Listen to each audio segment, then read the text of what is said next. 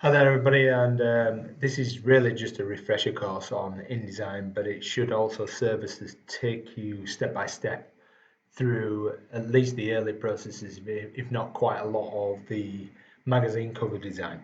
So we're getting to the final stages of the course now, and I really want to make this as easy as possible for you guys to get going. So, InDesign. Remember, you used InDesign back when you did your poster, but of course you've used lots of other software since. So let's first of all start by opening up InDesign, and it'll look something like this. The first thing I want you to do is make sure that the preferences are set. So in Edit Preferences General, we want to make sure things like the units and increments are set. So up here, make sure that's changed to millimeters, and this is in millimeters. Yours could be in picas or inches or something like that. So make sure they're done. And also in dictionary as well, it could be a good job to check that this is in the language you want, which in our case would be English UK. I don't think it has English Australia. So then we can click OK. All right, so the next thing is to set up your document. We're going to do an A4 document for the magazine cover, and don't forget it's a magazine cover and a contents page. You can do them both on one InDesign document, or you can do them on two separate ones, but we'll cover that later. So instead of choosing from here, we can do File, New, and Document. Okay, and you'll be faced with all sorts of lists. And A4 is one of your choices on here. So A4 is what I've chosen here. And this gives you the automatic measurement. Notice it's in millimeters because that's what we've changed the preferences to. Orientation you can leave as portrait because obviously that's what you're going to want for a magazine. Okay, and at the moment we're doing one page. If you want to do two on one document, you can change that to 2 pages.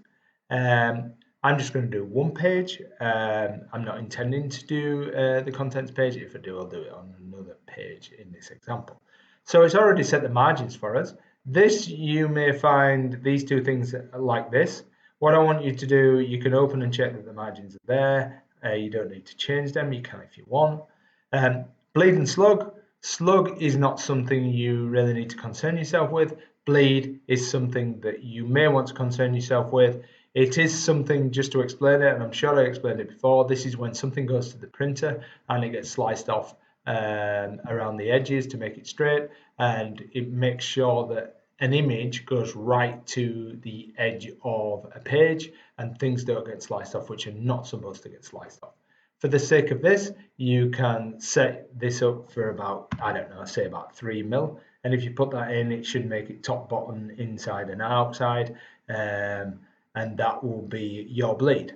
That's not going to be something that shows up, but it's something that's a guide, and it means that you can effectively oversize images or put images slightly off the page that will not show up when the page is printed or sent to PDF, but it will mean that you won't end up with little bits of white space that you never intended. And then click Create, and you will end up with something like this. And the bleed there is that red line.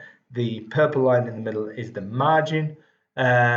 You really don't want to be writing anything in the margins except things maybe like page numbers and those kinds of things.